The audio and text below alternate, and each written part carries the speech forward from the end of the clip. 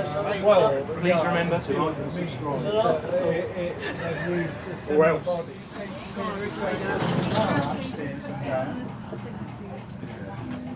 I was a trouble, I used to sit there and used to like drive up.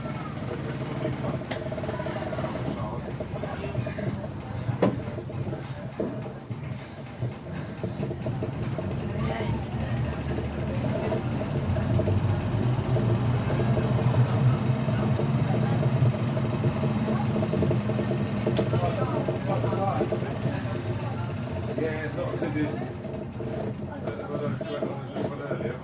Barely get to see. I think a lot of people have packed up and gone over, I suppose. I mean, this is the third one I've been on today. The early one I went on was this same vehicle. That red one over there? Yes, I went to the red one earlier on. What's that like? It's noisy? Yeah, they do it. I sat upstairs on that one. It's lovely from the counties one in Bristol. In the 1970s.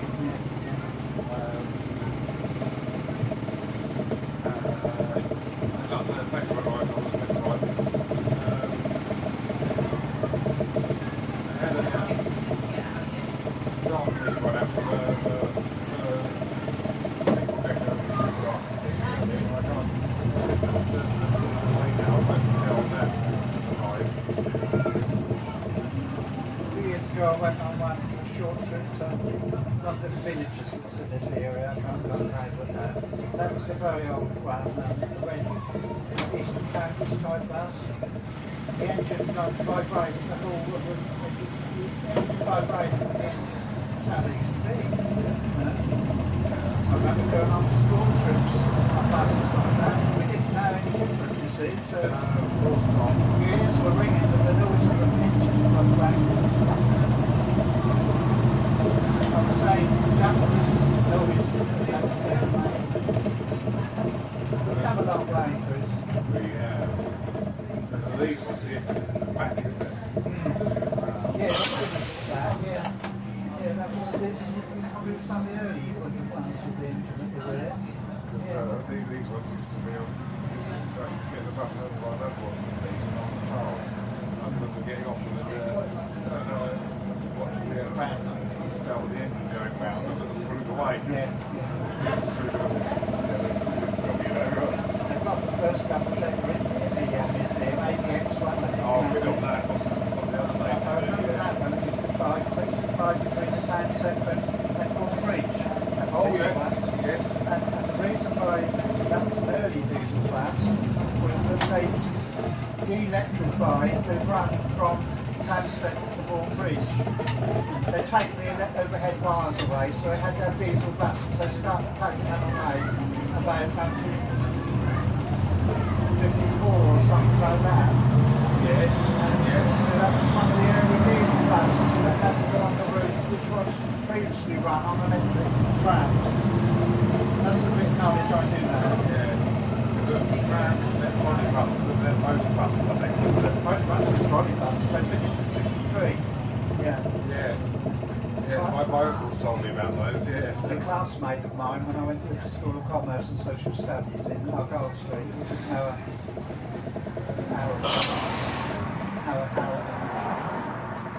what do they call it now? Temple for farm people. Right. At least they called it that. Just like 1874, I think they called it. When I went there, a classmate of mine, he was all into huge buses, so I knew all about what was going on there at the time. He was like, had all the numbers down, he knew what was what and everything. He probably got on well with my uncle. He used to do Yeah, that. that type of person. He'd been the same age as me if he's still alive, and he knew all about electric trams and everything, you know. They used to have a long pole in the back of the bus, so that when it came off the wires, the electric coupling came on the wires, it used to come off and they went on certain roads, twisty roads or sharp corners, so the conductor used to get out and push the thing back on with his pull. I'll tell you what, actually, there's got one in the museum today, something similar, they've got the extreme sound in one of the old buses. Yeah. And you go in there as part of the museum, you can actually see films of people doing that.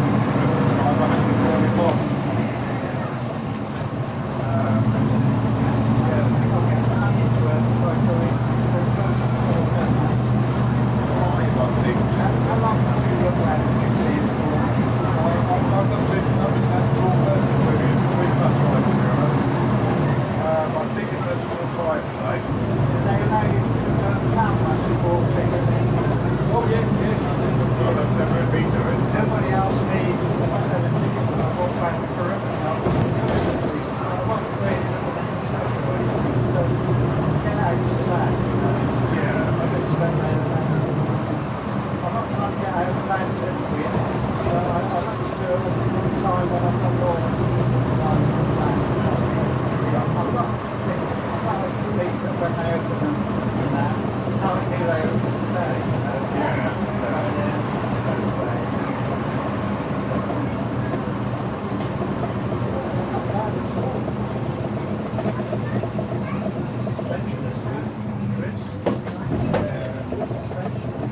I'll say these were the buses of my childhood, these ones. I can't remember the trolley buses like you can, but I can definitely remember these. I think that's probably a problem with people not paying for the fare with the doors are there as well as there. So probably why they finished that. I suppose the other thing is, of course, is you get all 60 there as well. Probably a loose of seats back. What's having the doors there is the style of my train, isn't it? Yeah, but I suppose you don't get to step these days, do you? No, no. The doors slide rather than fold.